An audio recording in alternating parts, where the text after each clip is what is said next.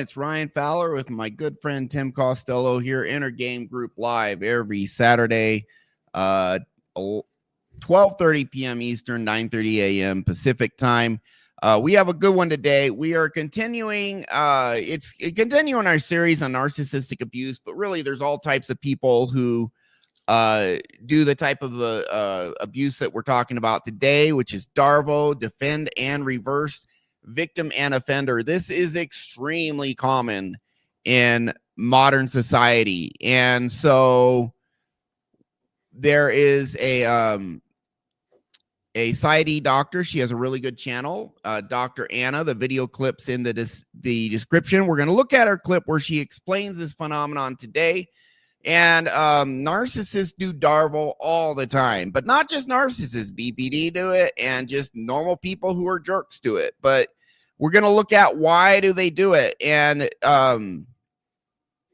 what is going on, what is psychologically happening with this phenomenon, and then most importantly, how should you handle these people? How should you deal with them?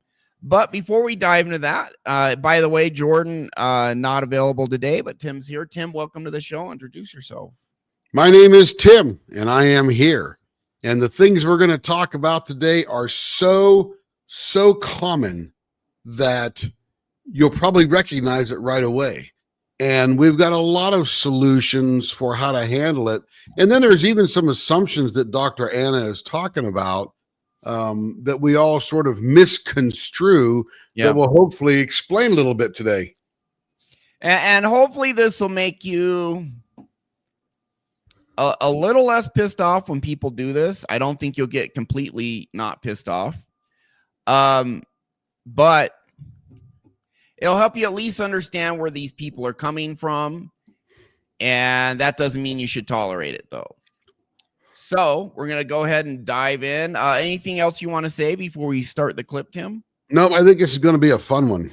Yeah, this clip is, and honestly, I find this type of behavior, and I think most people find this behavior particularly infuriating, annoying, obnoxious. It makes you want to punch him in the face, even though you know you shouldn't, so you don't. Usually, you know, you don't want to commit a crime. So here is Dr. Anna. I like a lot of her stuff. I don't agree with all of her stuff. She is a very conventionally trained psychologist, and she's young, so she does have a doctorate. Very, very smart girl. This particular video is really great, and yeah, this was filmed at Christmas time, hence the Christmas sweater. Anyways, let's go ahead and just dive in, and then we will comment. So here we go. So let me give you a scenario. You're at the supermarket. You go to grab some cereal when a person comes up behind you, pushes you out of the way, and takes the cereal box that you were reaching for.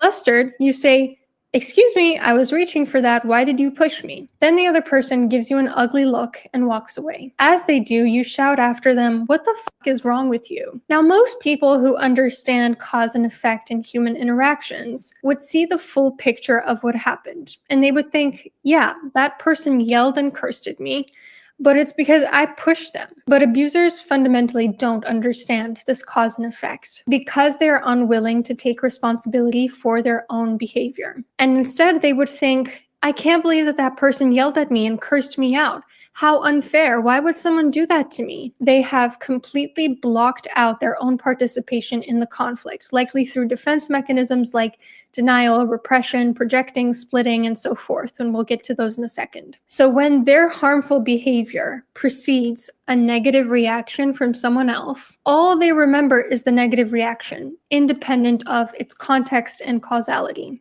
Here's a different scenario.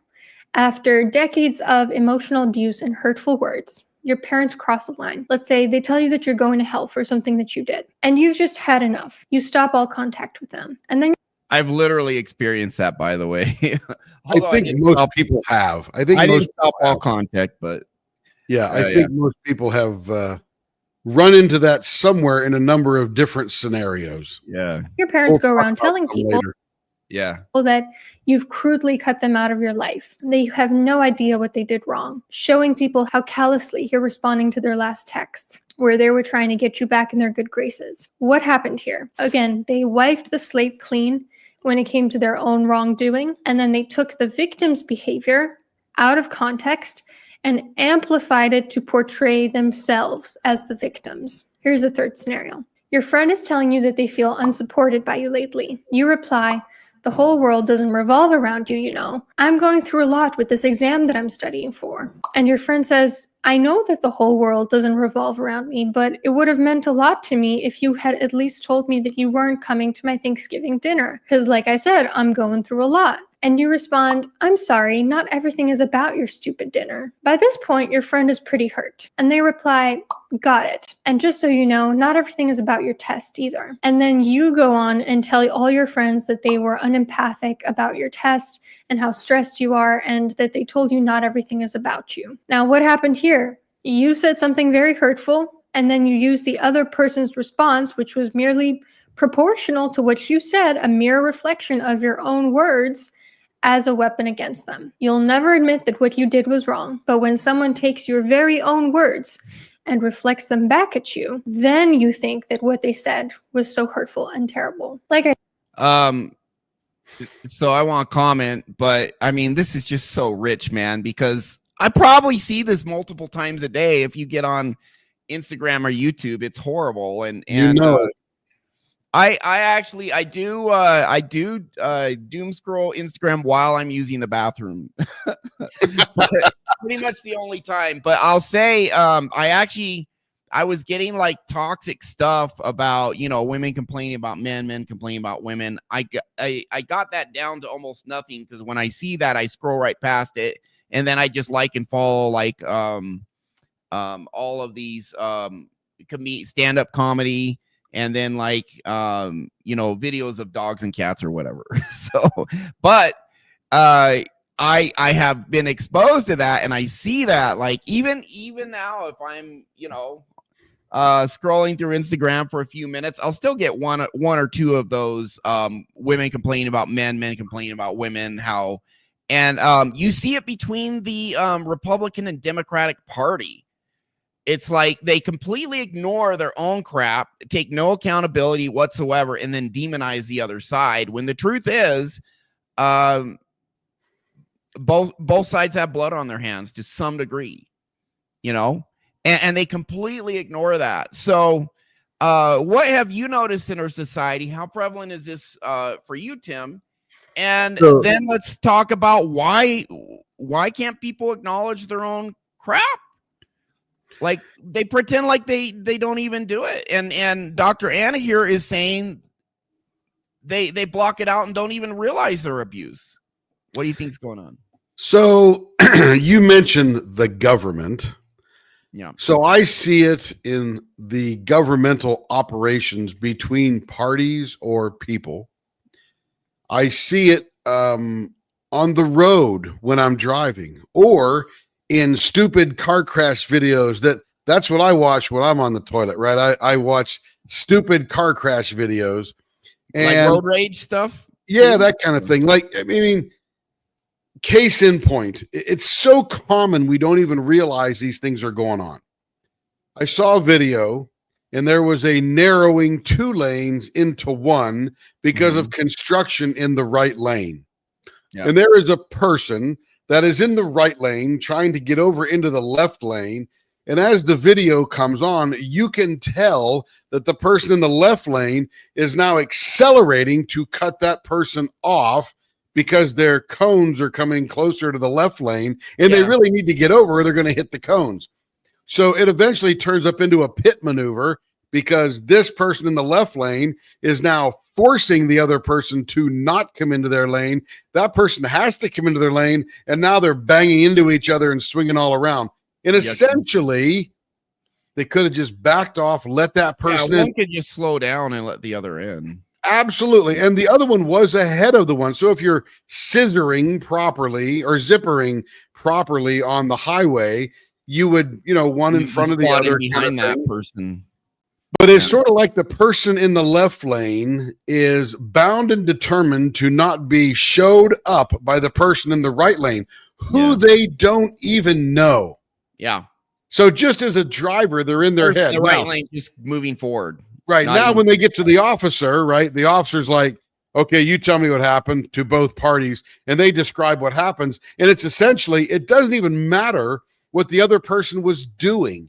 They're so delusional in denial that they have to be right. Yeah. Not correct, but they have to be right. So this happens everywhere. This week in politics, Chuck Schumer says he is going to do everything he can to block Donald Trump's efforts to get this GOP bill in. Literally hours later, he is poo-pooing the bill to an extent, but saying, I'm going to vote for it anyway because it's better than shutting it down to essential workers, because now essential workers would essentially make Donald Trump's point very prevalent that we don't need all these people. Yeah. So it just happens everywhere. Grocery stores, shopping cart lines, toll booth. I mean, anywhere that you can have two people interacting that may have some controversy, they are now going to create some scenario in their head that allows them to be right. And that's what you're talking about, Ryan. I'm going to deny everything that you're doing as an aggressor. So whatever I say is now justified to be right. Not correct, but right. So there's a delusion, there's a denial, there's maybe an inferiority complex going on there. Now, I learned this from my father-in-law, who is a codependent narcissist to his wife. Yeah. And we were driving into New York City one day from their home in Westchester County, and I was going down there in the city to do something. Can't remember what it was, probably 35, 40 years ago. And there were people trying to get in, and of all things, because this was not a tremendously secure man, but this guy cut him off, and he even slowed down. And in my young, aggressive mind, I'm thinking, screw that dude, get in front of him, right? Don't cut that bastard off, kind of thing, right? And he's like, if it's that important for him to come in the lane, come on over, because I don't need a bent fender. And I still remember him saying that, going, wow, that's an interesting way to look at it, right? It's like, if it means that much to you to get over, we're all going to the same place anyway. Come on over. Wow. It just blew my brain away and changed my thought process for the rest of my life. And at that point, I started developing whatever the heck I was developing, but I then refused to let anybody have free rent in my head from that point on, ever. Yeah, good. Ever. So there's a long tirade of what's going on here in America and everywhere else in the world. Very good. By the way, Denise D, welcome to the show. Mike Harton, welcome to the show, you guys. Welcome. So why do you think people do this? If someone is clearly wrong, not an honest dispute, but they clearly messed up, why do people not take ownership? They have an ability, or they don't even realize they did it. It's their subconscious hides it from them. Why? It's a program that they don't want to admit, number one, that they're wrong or not right. It's usually, like you mentioned before the show, as we were talking, based in shame, right? Somehow they were shamed into a position, or they would feel shame if they let somebody get the upper hand, such as your dad telling you, never let him win, always get the upper hand, and that's bound into your head 1,000 times. So you always think that you have to have the upper hand. Yeah. And so I always look at it as, we have two things motivate us to pursue things, two things motivate us to avoid. This is neuroscience. Our brain motivates us towards the familiar, comfortable things, towards pleasure. Stronger drive is to pursue pleasure. People work a long time so they can finally get that Ferrari, for example. If someone wants that. A lot of people don't. Some do. The two things we avoid, unfamiliar, unknown, but strongest of all, avoid pain, including emotional pain. And the worst type of emotional pain is shame. You got it. You got it. And now different people have different subconscious programs in them. And I would say there are times when I've screwed up, and because I've done so much inner work, I'm like, okay, I screwed up. I'll take correction here, et cetera, et cetera. But there's still times even now where I screw up and I feel a little embarrassed, or I feel that, oh man, I can't believe I did that. And now these people are judging me, and it's way, way less than it used to be. But I'm not going to say that's completely gone. My core identity, I'm not good enough, that's totally gone. And I used to have that in a massive amount. And Tim, you saw that 20 years ago when I had that. And that's why you became a hypnotist, because you saw the change in me. Yep. But with that said, how would these people feel if they are at fault? Well, they feel terrible. They feel ashamed. They feel the shame. Yeah, they feel the shame. It's a horrible feeling. It's a horrible feeling. So how can we defend ourselves against that? And this, she's gonna. Or very early on, I might have missed it. She said DARVO. Here, I'll go back to the beginning. Right in the beginning. Ryan, let's talk about shame for just a second. Yeah. The shame that you're referring to is also known as toxic shame. That's the type of shame that doesn't benefit you. There are good types of healthy shame that refine you, keep you modest, keep you civilized, keep you domesticated, and getting along with other people. And a little bit of embarrassment would be me going out to dinner tonight at the steakhouse naked. You should know better and know that would bring a healthy amount of public shame upon you, that you showed up to a place where everybody else is dressed and you're naked. So there is healthy shame.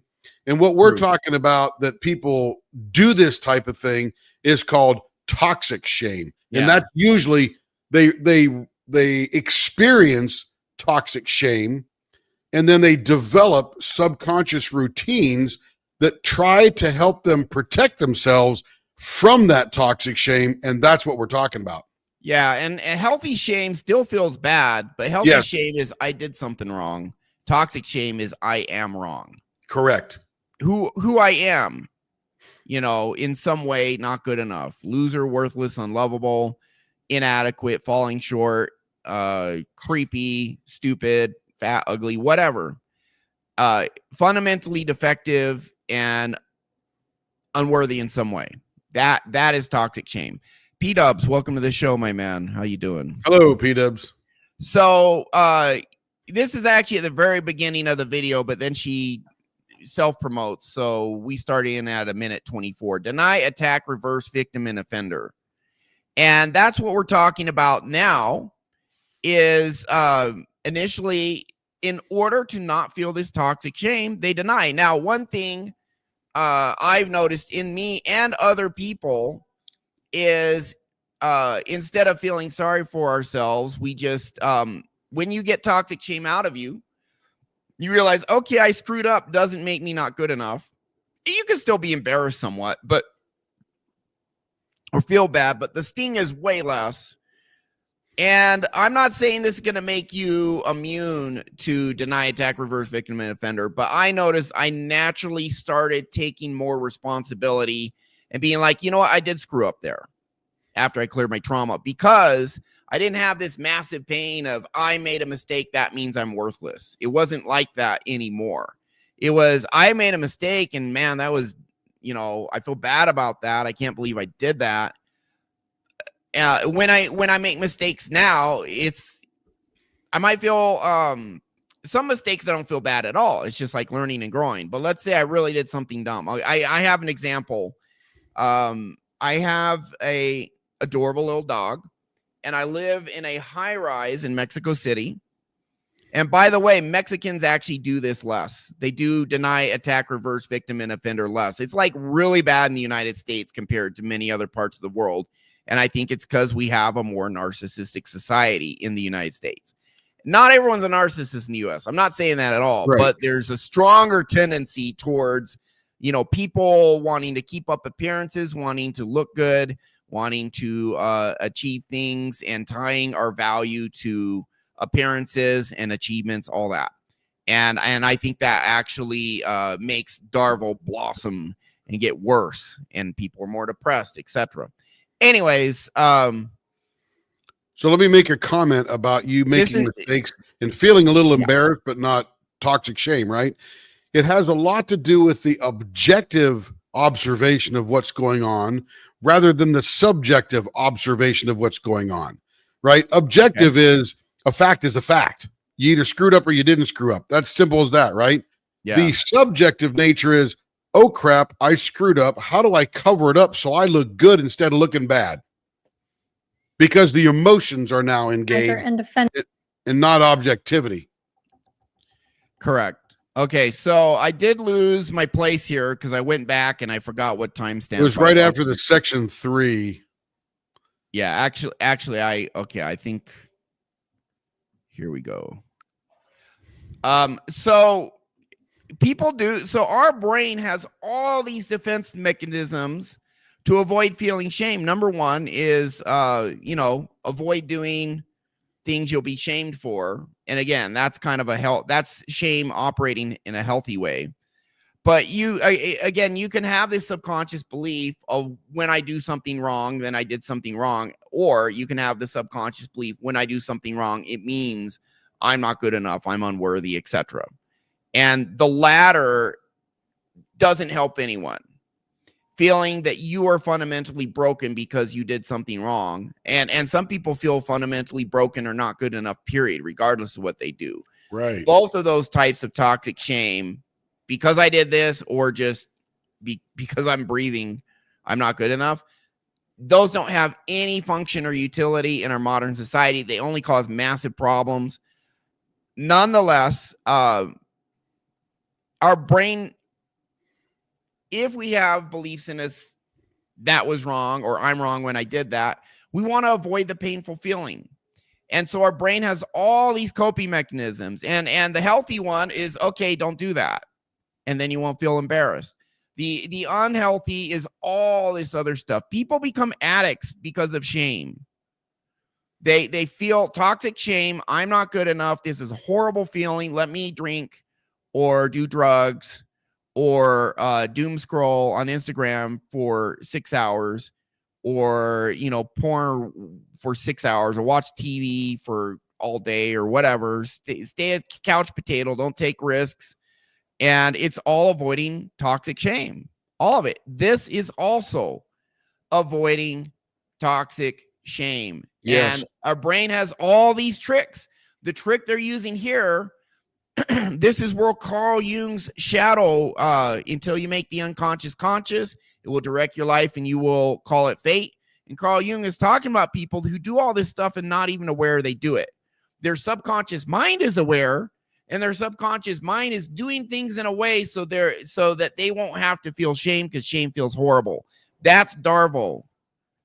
The abuser doesn't want to feel ashamed by acknowledging that, yeah, you know what, I did abuse that person, and that's a really despicable thing to do, to just abuse someone who doesn't deserve it. Like parents abusing kids, whatever. Like parents will actually abuse their kids and say, well, I did it because it was a tough love. I did it because, I want, I'm really just helping them. I'm really trying to be a good parent. It's justification. It's justification. And hey, some parents, when they discipline their children, that is true. But when they abuse their children, parents will use the same excuse and see it the same way. Oh, it's just tough love. I just want to prepare you for the world. And the fact of the matter, it was straight up abuse, and they were hitting their kid, or they called their kid a moron, or, they did something that was unacceptable. Yes. And so what I want our audience to understand is we have so many freaking defense mechanisms, even to the point where your subconscious will take the memory of you abusing someone and tuck it away into your unconscious where you don't remember it anymore. And you just remember the person responding to you, and now you're the victim. Yeah, and there's a little bit because they did it first. When it there's a little bit of entitlement wrapped up in there somewhere, which is also based in amount of toxic shame. Yeah. And so if you ever have an argument with someone and they clearly are not owning up to their own mistakes, like you own up to yours, you're like, you're right, I did do that. I'll try and do better. But, fair is fair here. And I have had discussions with people like this where I literally said, you know what? You said I did this here and you said I did this here. And that's right. I could do better. I'm sorry. I'll try and do better. But please understand, if you want me to acknowledge my mistakes, which I am, I also need you to acknowledge yours. You did this, this, and this, and then that just totally stonewalled me. Stonewalled me, just didn't even acknowledge it. How dare you? And look at all I've done for you. And all of a sudden just goes into all this gaslighting projected, never acknowledges. Like I didn't even say it. Too much shame. And way too much shame. It's avoiding shame. Yep. And these people will literally not even remember what they did. Their subconscious remembers, but their subconscious makes their conscious mind forget. That's what we're talking about. Yep. So in a way, these people are... It's delusion. Yeah, they're delusional. This is actually disconnecting from reality in order to not feel that terrible feeling of, oh my goodness, I'm a horrible person because I really am an abusive jerk. Yeah, or the Karens of the world. Yeah, the Karens are a perfect example. They're not taking any accountability for their horrible behavior, and they feel totally justified. They'll see someone else's behavior and they'll blow it way out of proportion. It says in the Old New Testament, strain at a gnat while swallowing a camel. There's a verse in the there's my religious upbringing there, Bible study. Strain at gnat behold the mote in thy brother's eye, and you ignore the beam in your own eye. And Karens do that, but really men and women do that.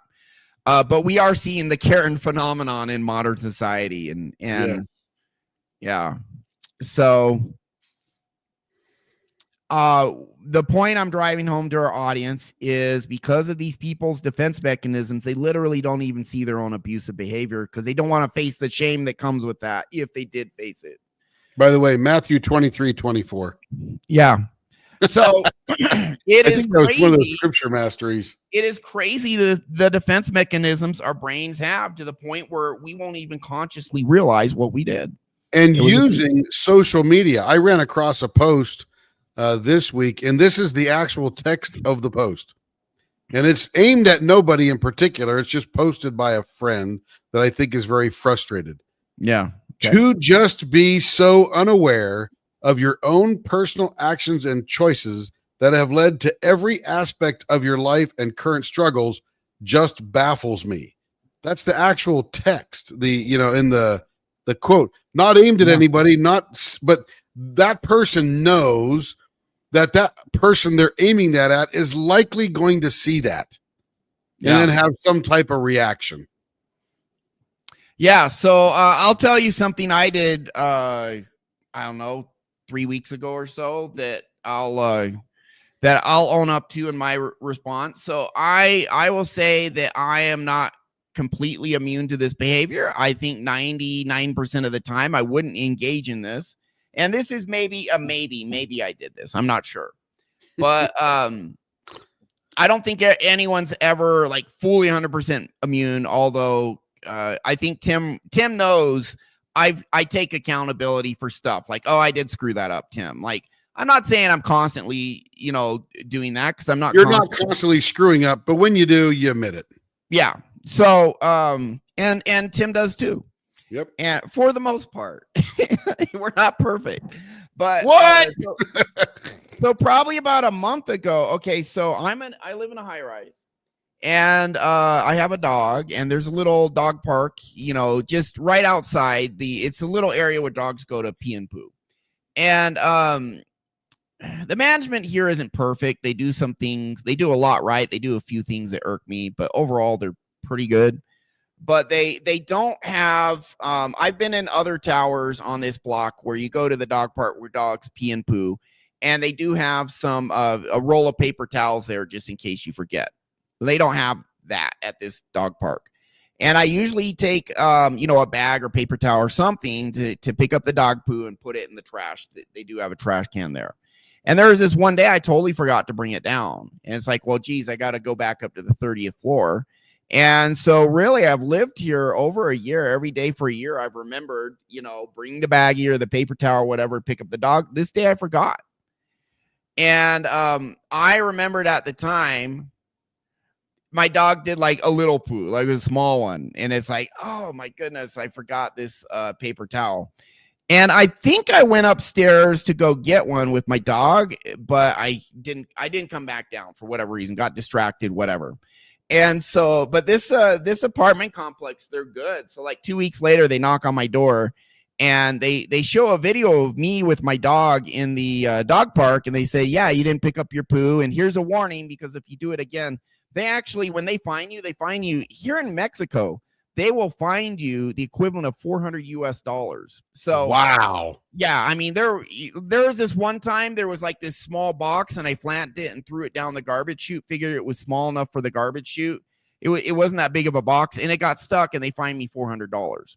So, you know, I'm not a big fan of how heavy-handed they are, but at the same time, they mostly run a tight ship. So it certainly will prevent you a lot from making mistakes. But anyways, when that guy came to my door, I'm like, this doesn't prove anything. This is just me with my dog. And, you know, this was like 2 weeks after the incident. It takes a while for them to, like, I guess, do their detective work, find the video or photo or whatever. And I'm like, I always pick up my dog's poop. And the truth is, I always do, except for that one time. And I literally just had no recollection whatsoever of that day. Now, maybe I totally forgot, but maybe my subconscious is just pushing out. I don't know. So I said, well, I'd like to see video evidence. And they showed me then. So I went down to the admin office. They showed me video evidence. And there it was. My dog took a crap and we left and I didn't pick it up. And I was like, did I honest? And then when I saw it, I'm like, oh, man, there was this one time like a week and a half, 2 weeks before that. Yeah, I forgot, you know, I didn't have the paper towel thing. And you know, I believe I told myself I was going to get a paper towel, come back down, but I clearly didn't. And I'm pretty absent-minded, but I'm like, was that my brain like putting out of my mind so I don't take accountability? Or true Karen, what's that? If you were a true Karen, you would now switch that around and demand that they place paper towels or little baggies everywhere. And you can keep demanding it all the way until the time the police come and take you away and arrest you for disorderly behavior. Well, and that's people who have a severe. So once they show me the video, I'm like, oh, crap. No pun intended. No crap. Well, I'm like, okay, sorry, my bad. But, you know, the truth is, yeah, they should put paper towels there. If they're going to fine you $400 freaking dollars. Now, they gave me a warning first, so thank goodness. But yeah, but you know, with that said, I didn't come back and pick it up. So yeah, I screwed up. And I've thought over time, was that me honestly forgetting about that day? Because, you know, and just because every other day I always pick it up. Or was it my subconscious helping me forget it? I don't know. You know, did you notice your dog had made a poo-poo? Oh, yeah. My dog clearly made a poo-poo. I just didn't. Well, I remembered the incident once they showed me the video. It's like, oh, yeah, there's that one day I didn't have a paper towel on me and it was like a small poo and I just let it go or, you know, whatever. But I do remember that one day and and I think I did tell myself, yeah, let me go upstairs and get a paper towel. But like I said, I'm absent-minded and I clearly didn't come back down for whatever reason. So maybe I did just say, screw it. I'm not going back down. I don't know. But this can happen to the best of us. We all tend to rationalize, etc. But there are people who do this on totally another level, and that is like the Karen behavior. But you also, hey, President Trump does it, and I mean, I think most of the Democrats do it especially bad. I'm sorry, but all this woke progressive calling people racist, this, that, and the other. You know, and these people will never acknowledge their faults. But literally what's going on is some people really are victims. Some people just play the victim. And and they may not even realize that they're playing the victim, but it is a subconscious defense mechanism. By the way, and not all people even remember their abuse, and that's why they feel like a victim when you respond back in a negative way. They think you're attacking them out of the blue. It's crazy. For a full-blown or somebody heading towards that direction, narcissist, they're tremendously practiced at reversing that, denying and reversing. So sometimes for them, it comes so natural that it seems correct. They've just done it forever. Yeah. Yes. And narcissists do this to a very high, even an extreme degree, but not just narcissists do it, you know, because it's never their fault. Ever. Ever. No matter what. And your brain actually acts as a defense mechanism, making you forget the stuff that you're ashamed of. I agree. Yeah. Now, again, some people might have this a tiny bit. Some might have an extreme amount. Let's get back to the video, watch the rest, or at least another good chunk. And then, Tim, I want to cover how do we handle people who do this? And so here we go. You'll never admit that what you did was wrong. But when someone takes your very own words and reflects them back at you, then you think that what they said was so hurtful and terrible. Like I said, this inability to understand causality is ultimately the result of abusers' inability to take responsibility for their behavior. Why? Because abuse is basically the inability to take responsibility for one's own behavior. Abusers... most people don't do this in the context of being a perpetual abuser who uses this. Most people don't do that. But I would say in our society, a sizable minority do. Would you agree? Or how prevalent would you say doing it to this degree? You're the abuser and yet you play the victim. How prevalent what percent of people do you think do this habitually, Tim? You know, it's sort of interesting. And by habitually, I would say that all of us practice it to some degree. Yeah, at least a little. And those that do it habitually would be more on that narcissistic realm. Now, there are times that you will do this when you know the person very well, and you can have that kind of communication back and forth, and neither of you kill each other.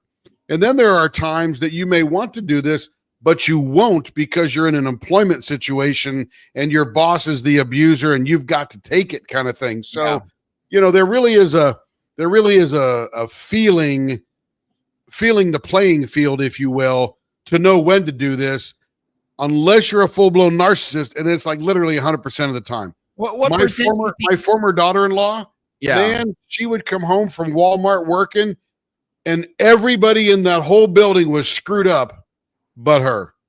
Everybody. And Tim, notice I to a very small degree know this girl you're talking about.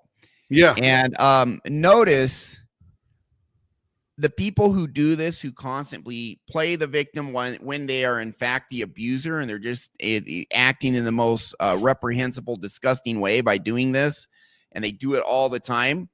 Look at what kind of quality of life, not all, but most of these people have. Crap. Most of them have the life of mediocre at best. Just getting by financially, you know, academically, they just get by. Yeah. And so a lot of them, I said the word loser, and, you know, in a way, I shouldn't say that word because it's a very shame-based word. But society, I will say a lot of these people society looks down on because, you know, maybe they're grossly overweight. Maybe they have a minimum wage job or a job that's above minimum wage, but not by much.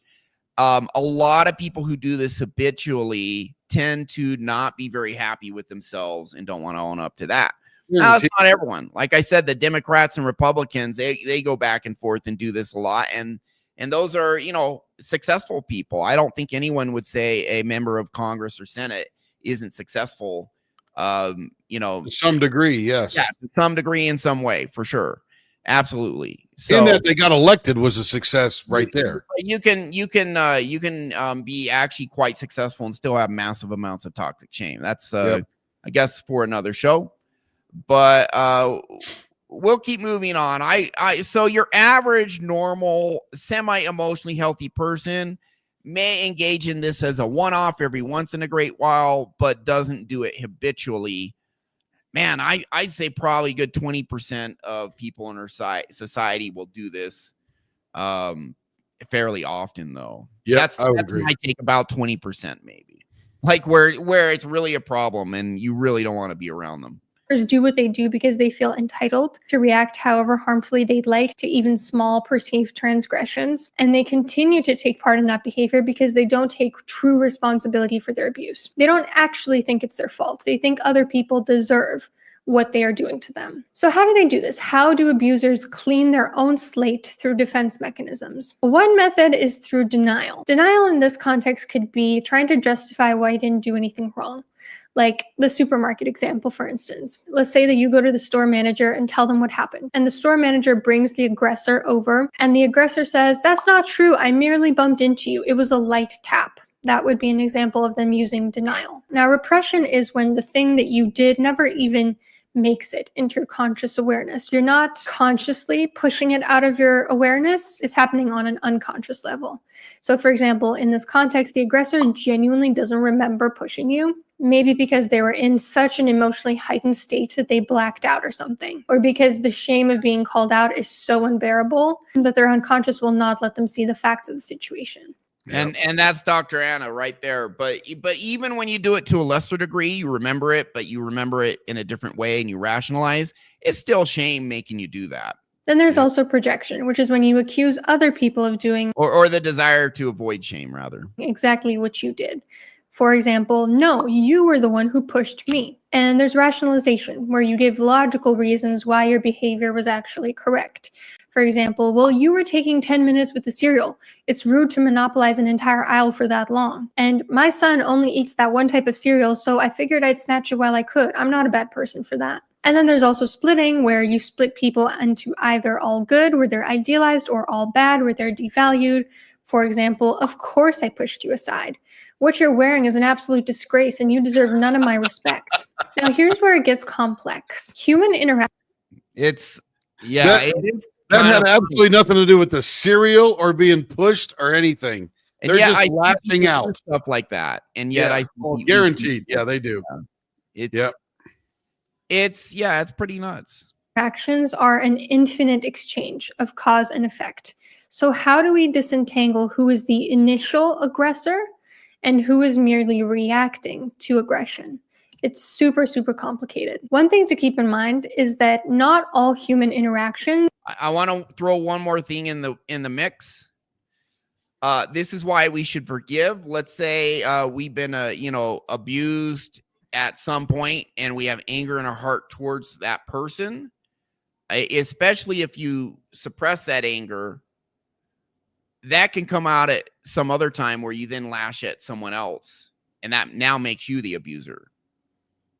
And so what's happening is you take that original transgression against you, and now you go around with a chip on your shoulder because of that anger in you. And that anger, where the source of that anger is the original abuser, now gets transferred on someone else. It does a little, something to set you off, a little something, and then you just explode or lash out at them. Now you're the abuser, but it's because you've been abused.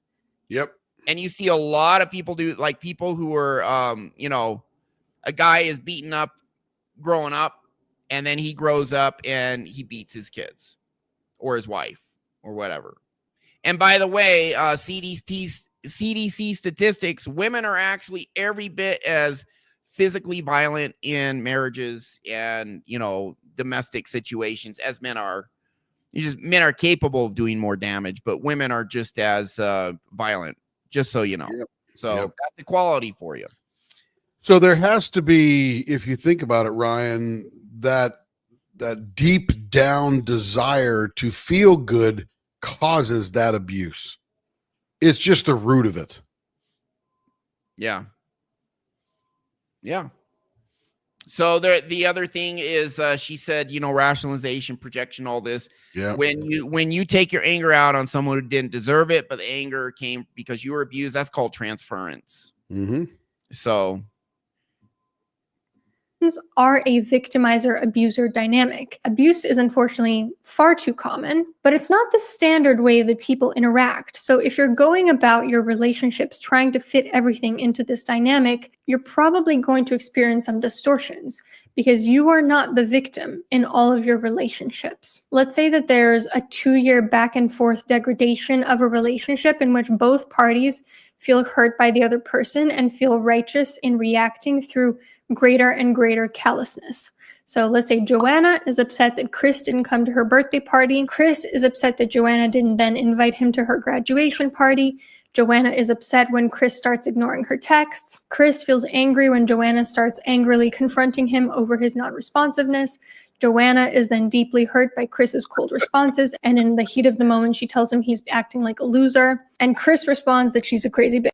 Who is the aggressor here? It's not so clear-cut. It's a long back and forth history where both parties hurt each other through cause and effect. So it's really important to not take a he started or she started it approach unless there's a chronic established pattern of abuse where one person has power and control over another and uses it to harm the other person. Also, from an abuser's point of view, the way they see things, the victim is the aggressor because these tiny little things set them off. They take these tiny perceived transgressions as an excuse to cause serious hurt to the other person. So again, taking the supermarket example, let's say that you don't like the way somebody's looking at you.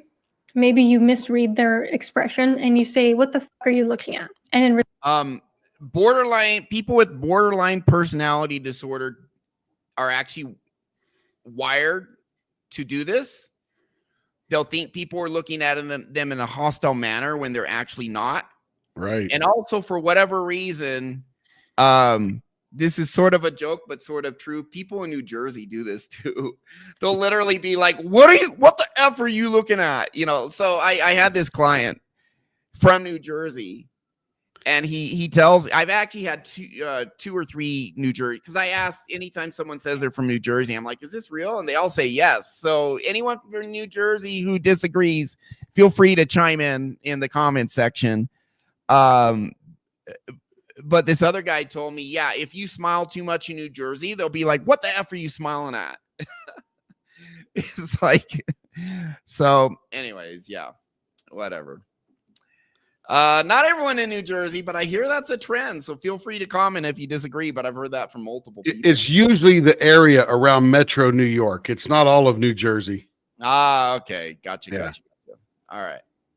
response to that, they punch you in the face. Technically, you were the aggressor, but they were the abuser because their reaction was so disproportionate that it violated your rights, your right of not experiencing bodily harm, of not experiencing unwanted touch. But an abuser would unfortunately use the fact that you were the original aggressor to make themselves seem like the victim. So very, very, very common. Yep. And my mom did this, just take the smallest little thing, blow it up, and use that to justify her abusive behavior. Yeah, very common. So this makes it very, very tricky for even therapists. And that will really screw up a kid. And excuse me, that'll give a child a lot of toxic shame if the parent does that, because the child is, I did do that thing wrong. Yep. And well, there's an overpowering, one of the elements in this particular interaction has a lot to do with somebody having some authority, emotional power over the abused person.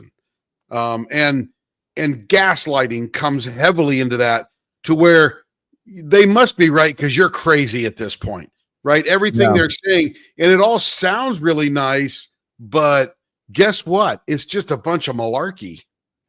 So P-Dubs does respond, depends what part of Jersey. I was right. I am from Newark. Newark, Brick City. Yeah, it happens there sometimes. Okay. Yep. Newark is right there in the. I'm not trying to insult you guys, but I've had multiple people from New Jersey tell me that. I'm just like, wow, man. It's an Italian thing. Yeah. Oh, Yes, very common. Now, I'll say something nice about the East Coast. So I was listening to this lady explaining the difference between California and like the Jersey, New York area. She says if you have a flat tire, people walk by you and say, "Oh man, that's in California. Oh man, you got a flat tire, bummer. That's so sad." And they'll just walk by and they won't do anything. And then in Jersey or New York or whatever, someone will stop their car behind you and say, "You got a flat tire, you stupid moron. Don't you know there's potholes on this road and you should avoid them?" And then they'll fix your tire for you. Well, that's because they know how. They know how to steal cars and stuff, and they all got to be rolling. Where in California, they have no skills. Yeah, apparently. So in California, they're nice, but they'll help you out. And on the East Coast, they're rude to you and then fix your flat tire. And that's right. That's right. So, hey, it's all give and take. Listen, I'm, like I said, you know, you guys know, I live in Mexico City. There's lots I love about Mexico City. I really like living here, but man, people know Mexico has big problems. I mean, oh yes, with the part I'm at is great, but no one's perfect. And then they have these huge drug cartels, tons of violence. Not where I live. Where I live, quite safe. You know, people are like, "Aren't you scared of the drug violence in Mexico?" And I'm like, "Are you scared of all the gun violence in our inner cities?" And they're like, "No." I'm like, "Why not?" "Well, because I don't live in the inner city." It's like same thing here. Anyways, I don't live there, so I don't live where the violence. So let's get to the crux of things here. Here we go. Who are treating, let's say, couples. You have something to say? No, we just got to get rolling because we're almost out of time, man. And then let's finish the rest, and then we want to have a discussion on how do we handle this. Yes. How do we handle people who behave in this way? So here we go.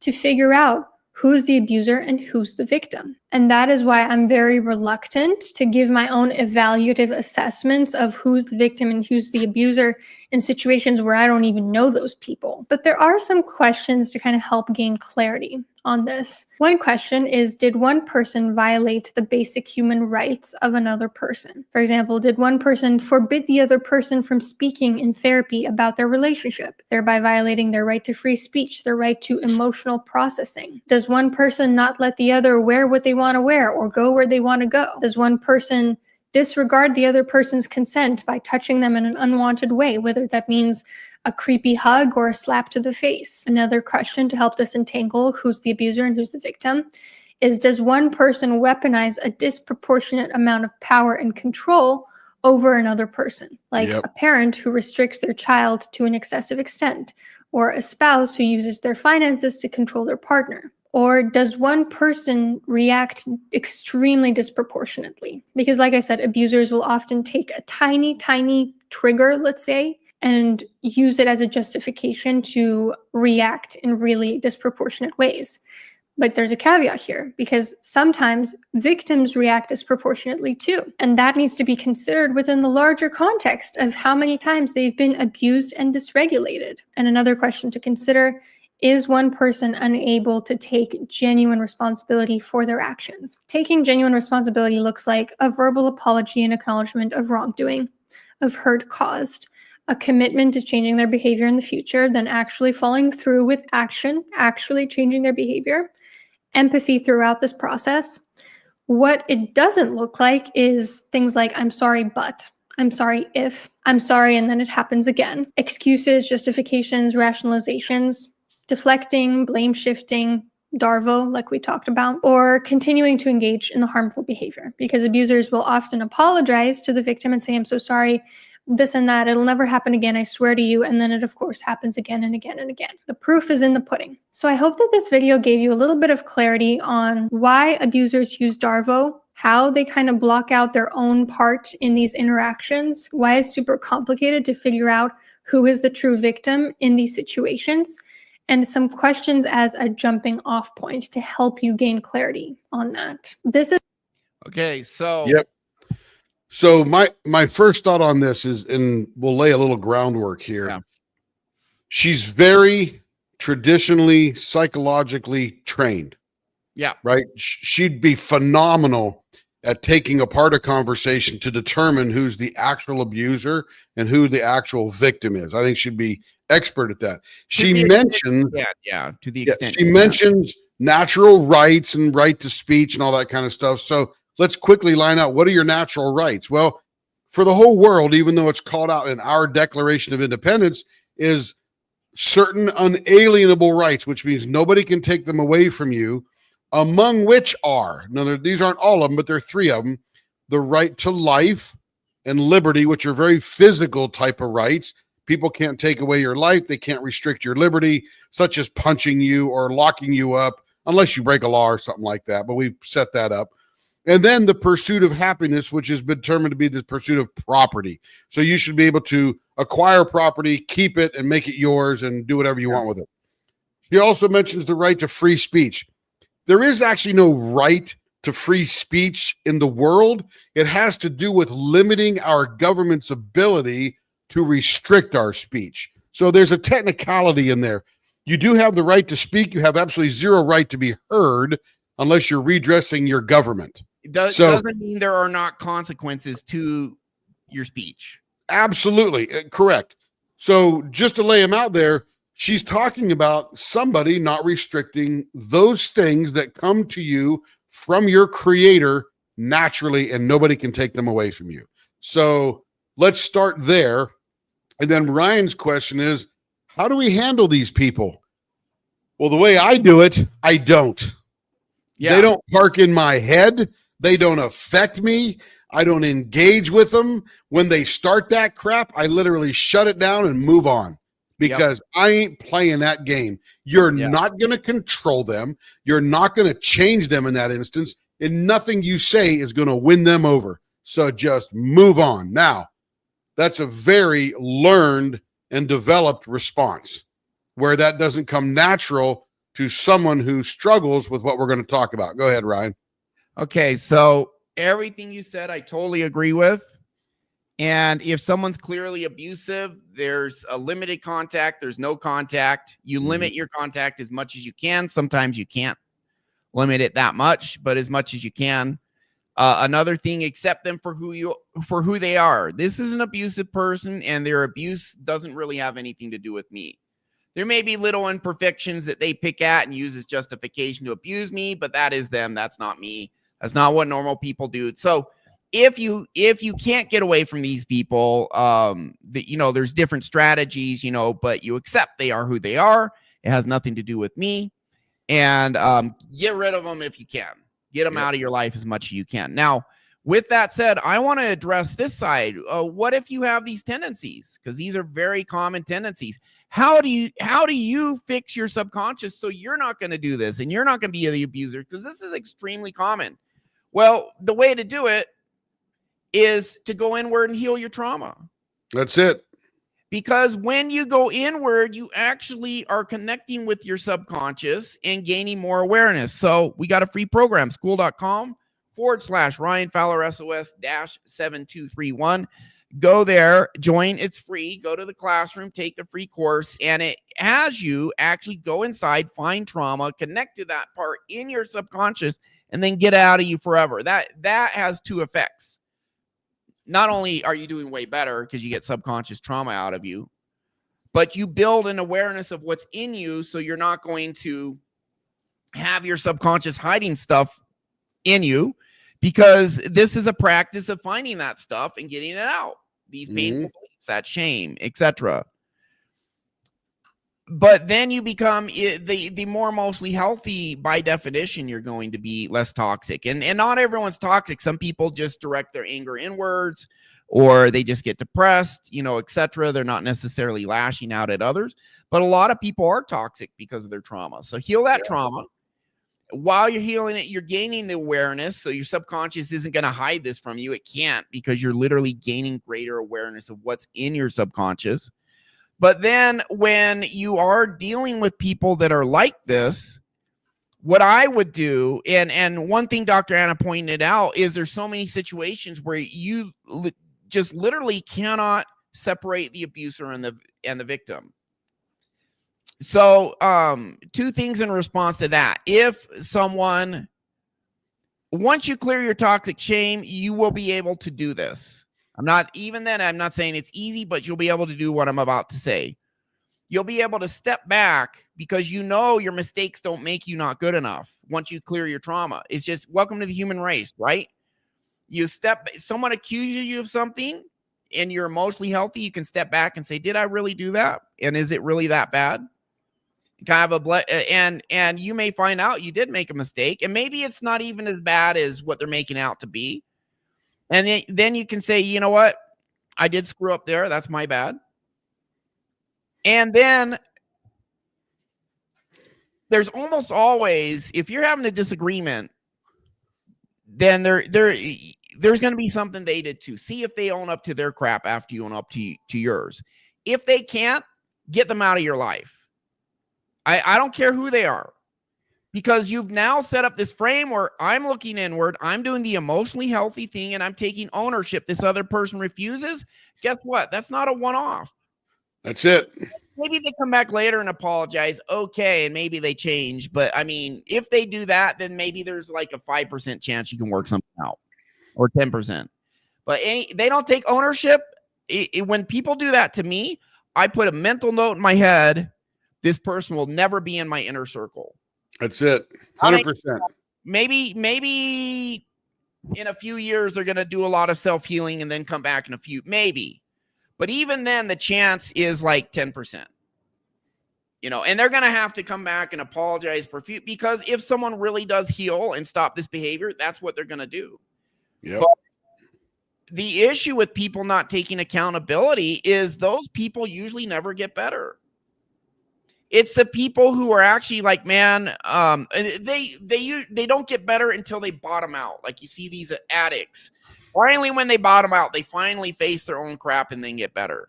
So most people who are not taking accountability, they will either never take accountability, or they'll have to go through a lot of pain first and then finally take accountability and change. And I don't want to be around while they're going through that process to figure stuff out, because it's I'm not going to sink my own ship trying to save them, because we can't save them. Only they can save themselves. You can try saving other people. I'm telling you from someone who professionally saves other people. If they're not willing, it doesn't work. And that's correct. Not taking accountability, they are showing you they are not willing. And so the best thing to do is make a mental note. This person is not emotionally healthy. They're not going to change anytime soon, or the chance is literally 1 in a million. And Jordan, welcome to the show. ISO Sephi, that's Parth. Welcome to the show. We have a group meeting a little later. Parth, I'll put it in the Telegram chat. Get them out of your life. Now, also forgive them and forgive yourself, because if you don't forgive them, you have their anger, their poison in you. It doesn't mean you let them keep abusing you. No, you cut them out. You get the hell out of there, and you enforce boundaries. And they're too bad. They blew it. So let's get back. And it's not just that they blew it, but they blew it and they're not taking ownership. So that type of person doesn't deserve you. Let me tell you though, if you still have maladaptive programs based on toxic shame running around your subconscious, it'll be very difficult to do what Ryan is talking about. Making that note. So you got to get yourself squared away first. Trauma, man. Right. Inner game group. That's what we're all about. So number one, you have to identify the trauma and clear it. And even before that step, you need to deep down in your subconscious, which we help you with, forgive everything or anyone that has done you wrong, and you're still harboring some type of resentment, rage, or anger towards. This is a process. It's a simple process, but it's a tremendously hard process. So and it can be very rapid though. You do sessions with us, it's very rapid. It's like one day. Right. The process of identifying the trauma is difficult for you because it's trauma.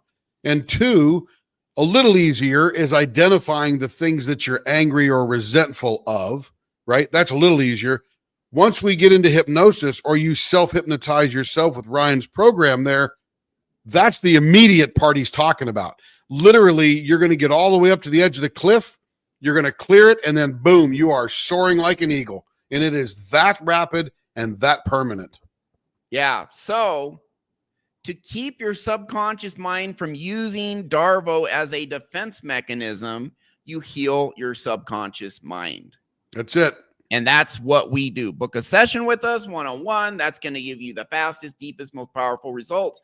Go to the free program. Take the free program very seriously. That can also give you very good results, although you get the best with the one-on-one expert guidance. One other thing I'll say is when you see all this stuff on Instagram, like all these people playing the victim, men are so horrible or women are so horrible, right? Like treating them like they're all so horrible. That person is playing the victim for validation. And it's probably more likely that they are an abusive person than an actual victim. Or they're an abusive person. What's most common is they are a victim, but they're also an abuser. And they're using their victimhood habitually for benefit, which means they are accustomed to receiving benefit from being a victim, which means they have a benefit to perpetuate their victimhood. And they are probably a toxic, abusive person too. So when you see people on Instagram, YouTube, whatever, whining, complaining, they were abused at some point. Yep. But now they're using their victimhood for validation as a weapon. And they are most likely also an abuser as well. Don't text that, oh, you poor thing, all this, that, and the other. It's just let them be. Move them on. Just understand that things aren't as it seems. I saw a video. We're almost done, 10, I promise. But I saw a video. It's all right. It's all right. It's all good. I commented on this video on Instagram. Maybe I shouldn't have. There's this lady, very attractive lady, and it shows a video of her at a table, like you're the person looking at her across the table at a restaurant on a date. It's from that standpoint. And she has this caption that I've been speaking with this man. I've been on this date for 20 minutes, and the man hasn't once asked me about anything about myself. He's only talked about himself. And then she gets up and walks away. And I thought about it. And I'm like, well, wait a second. This camera is on a stand somewhere on a stand on the table. It's not moving around like someone's holding it. And it's not like she had her date say, hey, hold this camera while I walk away. So she literally staged this whole thing. Yes. She has a plate of food in front of her. She has a camera on a stand looking at her. And she stands up and walks away and puts this caption, I'm on a date, and for the last 20 minutes, the man just talks about himself. That's a perception. The reality is she's sitting at a restaurant, ordered food, set up the camera, most likely by herself. Maybe her friends there watching, but she's not actually on a date. She set up this whole fake thing to put on her Instagram and get validation. Clickbait. And if you think about it, playing the victim to that extent that you do all this planning to do that, that's pretty, when you're actually not on a date, there's no guy there. Right. Because if there was a guy there, the camera would be in the way, and you hear a guy saying, why'd you put this camera in my way so I can't see you now? So I can film you. I can film me responding to you abusing me. Like, did that really happen? No, she staged the whole freaking thing. So you know what Abraham Lincoln said, don't you? What's up? Everything on the internet is true. Yeah, there you go. So, listen, when you see people playing the victim, they are probably at some point in their childhood an actual victim. Now they're probably perpetually using victimhood for benefit, which means they're not really a victim. Or they're actually quite an abusive person themselves. Maybe they are an abuser. So keep that in mind when you see this crap on social media, whether guys are doing it or women are doing it, either one. Keep that in mind. And then when you see these people that are abusive and take zero responsibility, just understand they got a screwed up. They may not even be aware fully of what's going on. Just get the hell away from them. That's it. Move on. And you cannot fix them. You can fix yourself. So please, for your sake and everyone's sake, fix yourself. You'll be way happier. We got resources for you. And then cut those people out of your life as much as you can, and just accept them for who they are, and maybe feel a little sorry for them. I sometimes do, not always. Say, yeah, and I more often I'm annoyed by them, but sometimes I do feel a little sorry for them too. So that's it. I hope you guys have found this useful. Thank you everyone for your comments and chiming in. And yeah, the new next. Thank you, sir. Happy Saturday. Onward and upward. You can have a great life regardless of what these other people are doing. Get them out, onward and upward, moving forward. You can do it if you are a victim. You don't need to stay in victimhood. And I'm talking as a person who was severely abused, severe child abuse, psychological abuse growing up. You can heal. You can move on. You can claim your power, and then you can have a great life. Tim knows that too. Tim lives that as well. You truly do have more power than you know. That's our show. Thanks for watching, guys. See you next week.